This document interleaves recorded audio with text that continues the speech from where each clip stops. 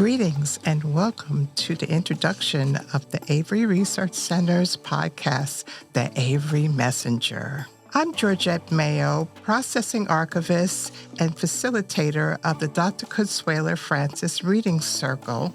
And I'm your other host, Diaje Kelly, education coordinator under the Mellon Grant. In 2023, the Avery Research Center received funding from the Mellon Foundation. We received the Liberatory Legacies Grant under the Ethnic Studies program. With this grant, we are documenting our liberatory legacy, which brings us to here, the Avery Messenger podcast. The Avery Messenger is a continuation of the work of former Executive Director Dr. Karen Chandler, who created the Avery Messenger in 2003. The newsletter coincided with the 50th anniversary planning of the last class of the Avery High School.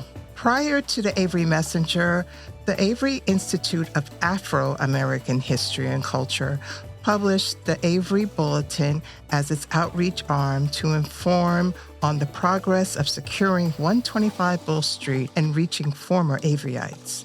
As we embark on the next chapter of the Avery Research Center, we are reaching in our past to bring you the present work on the legacy built on the spirit that would not die in discussing Black education, preservation, and documenting present issues in Charleston. Over the course of 3 arcs of 3 episodes each, the Avery Messenger podcast will present interviews with guests from both the Research Center and the community, and alongside segments casting a spotlight on various documents and works of art preserved and exhibited at the Avery.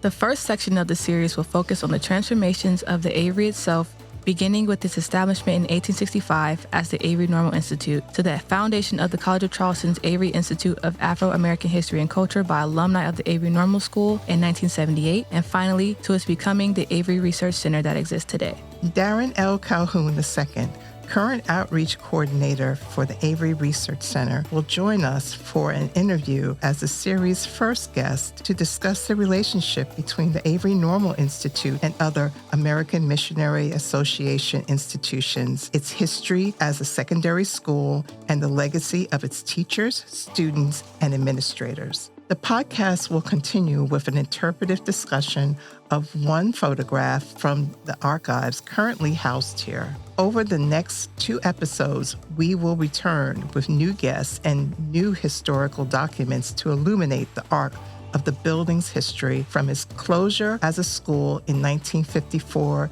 to its grand reopening in 1990, before stepping back to take a broad view of the social role of libraries and archives in the Lowcountry. Our second series of episodes covers literature and archives. We will discuss the importance of libraries and the literary societies that have expanded our knowledge of books and civic engagement, from the Phyllis Wheatley Literary and Social Club to the Dr. Consuelo Francis Reading Circle, celebrating its 10-year anniversary in 2026. We will end the series in preserving our history and recognizing the archivists, social communities, and institutions that allow the archival record to live on.